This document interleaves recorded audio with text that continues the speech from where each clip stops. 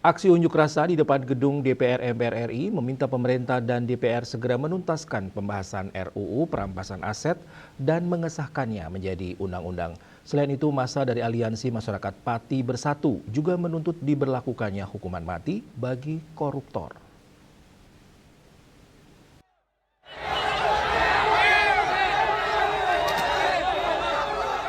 Ribuan massa aksi dari Aliansi Masyarakat Pati Bersatu AMPB menggelar unjuk rasa di depan gedung DPR MPR RI pada Kamis 27 Agustus. Massa yang sudah tiba sejak Rabu malam itu menyampaikan 2 poin tuntutan, yakni mendesak DPR RI segera menyelesaikan pembahasan RUU perampasan aset dan mengesahkannya menjadi undang-undang. Selain itu, AMPB juga meminta agar para koruptor dihukum mati. Dalam orasinya, Supriyono alias Botok yang merupakan aktivis Aliansi Masyarakat Pati Bersatu juga mengimbau dan mengajak peserta aksi untuk melakukan aksi secara damai dan tidak melakukan tindakan anarkis yang bisa mengganggu ketertiban umum. Botok juga menyatakan niatnya datang ke Jakarta hanya untuk menyampaikan aspirasi dan mengawal aspirasi tersebut untuk segera direalisasikan. Aspirasi rakyat Indonesia. Karena korupsi semakin kesini semakin merajalela, semakin menyedihkan. Dan perlawanan kita adalah untuk menuntut pada pemerintah untuk segera mengesahkan RUU perampasan aset koruptor dan hukum mati koruptor.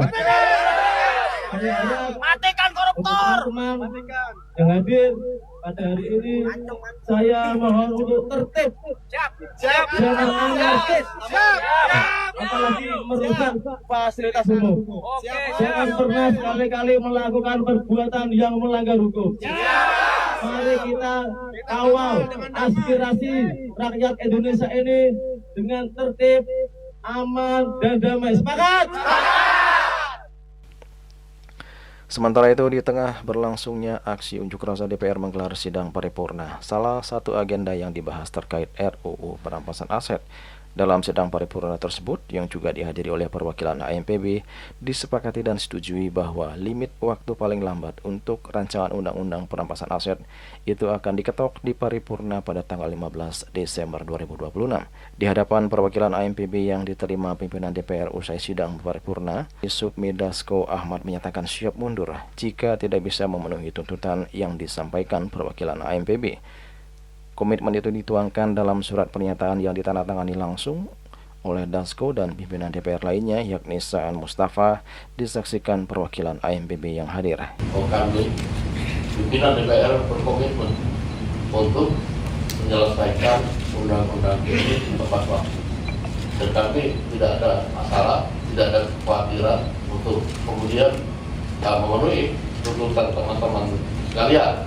Kalau memang tidak selesai, ya kami mengundurkan diri, itu ada masalah.